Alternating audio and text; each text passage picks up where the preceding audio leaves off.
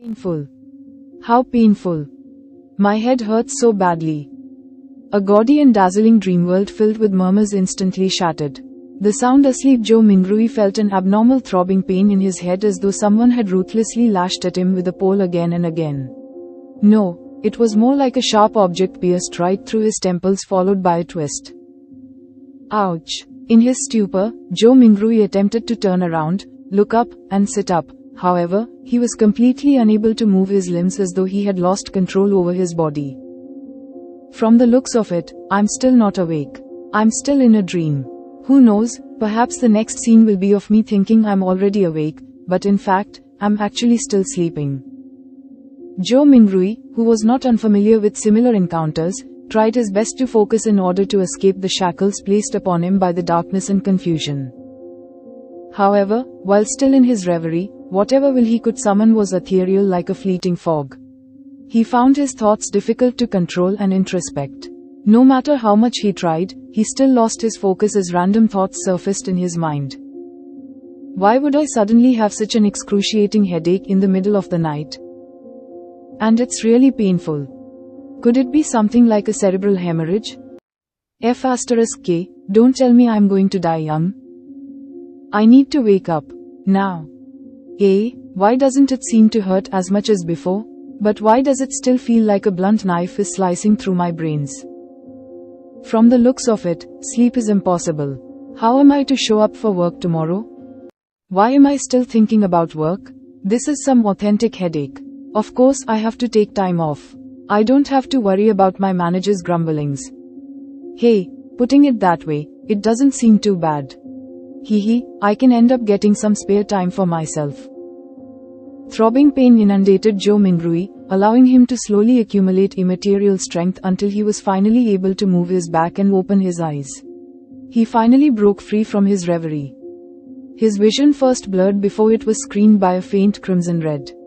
All he could see was a study desk made of burly wood in front of him. Right in the middle was an opened notebook with coarse, yellow pages. The title was eye-catchingly written with strange, deep black lettering. To the left of the notebook was a stack of neatly arranged books, numbering about 8. The wall on their right was inset with grayish-white pipes with wall lamps connected to them. The lamp had a classical Western style to it. It was about half the size of an adult's head with an inner layer of transparent glass and an exterior gridded with black metal. Diagonally beneath the lamp was a black ink bottle shrouded in a pale red glow. Its embossed surface formed a blurry angel pattern. In front of the ink bottle and to the right of the notebook sat a dark-colored pen with a fully circular body. Its tip shimmered with a faint glint while its cap rested right beside a brass revolver. A gun? A revolver? Joe Mingrui was completely taken aback. The things laid before him were alien to him. It looked nothing like his room.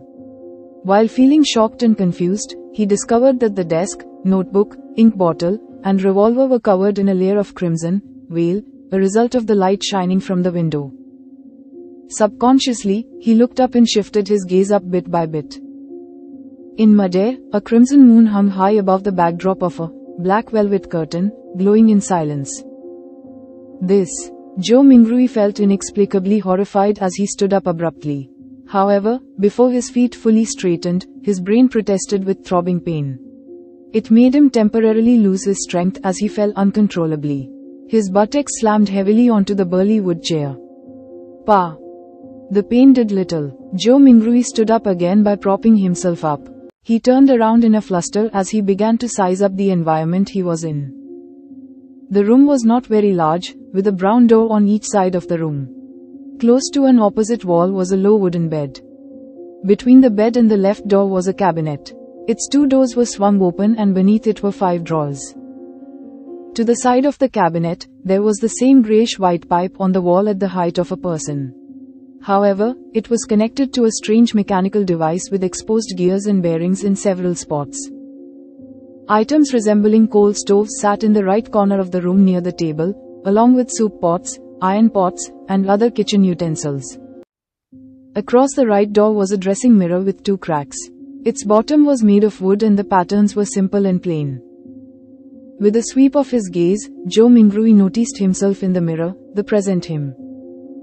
Black hair, brown pupils, a linen shirt, thinly built, average-looking features and a rather deep outline.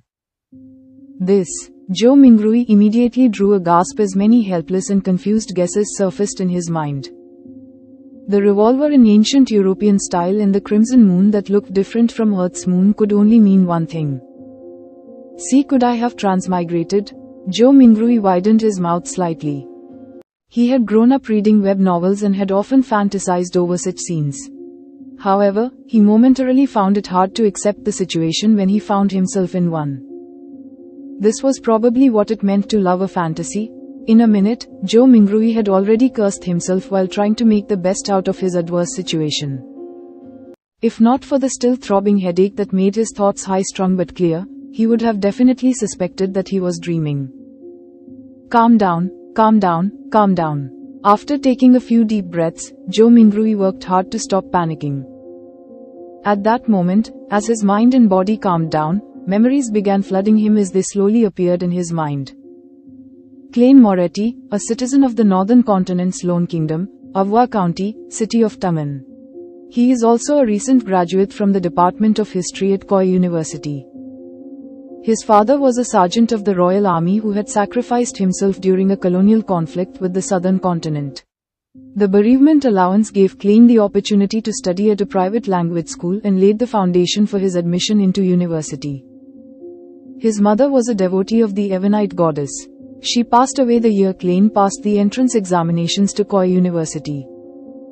He also had an elder brother and a younger sister. They stayed in a 2-bedroom apartment together. Their family was not wealthy and its situation could even be described as somewhat wanting. At present, the family was supported solely by the elder brother who worked at an import and export company as a clerk.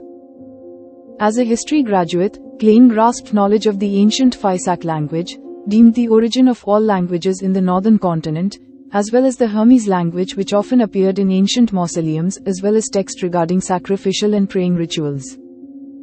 Hermes language? Joe Mingui's mind stirred as he reached out to rub his throbbing temples. He cast his gaze toward the table at the opened notebook.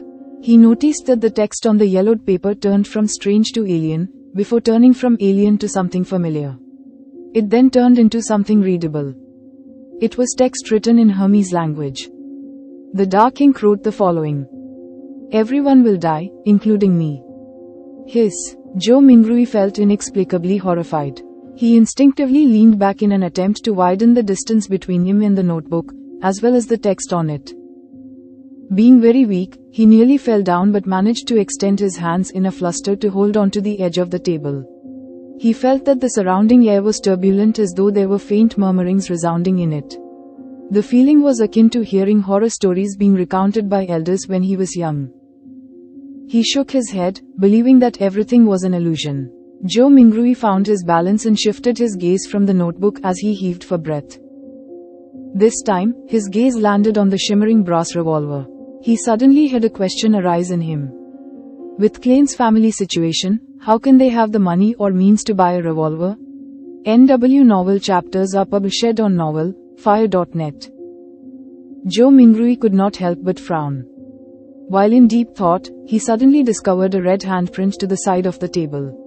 Its color was deeper than the moonlight and much thicker than the veil. It was a bloody handprint. A bloody handprint? Joe Mingrui subconsciously flipped his right hand that had been holding the edge of the table. Looking down, he saw that his palm and fingers were covered in blood.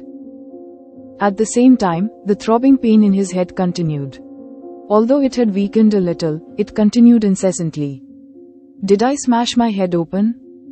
Joe Mingrui guessed as he turned around and walked towards a cracked dressing mirror. A few steps later, a black-haired figure of medium build and brown eyes appeared clearly in front of him. The person had a distinct scholarly air to him. Is this the present me? Klein Moretti? Joe Mingrui was stunned momentarily. Since there was insufficient lighting at night, he failed to see something clearly. He continued forward until he was just a step short from colliding with the mirror. Using the crimson veil like moonlight as illumination, he turned his head and examined the corner of his forehead. A clear reflection appeared in the mirror. His temple had a grotesque wound with burn marks along its periphery. Blood stained the wound's surroundings and there were grayish-white brain juices squirming slowly within.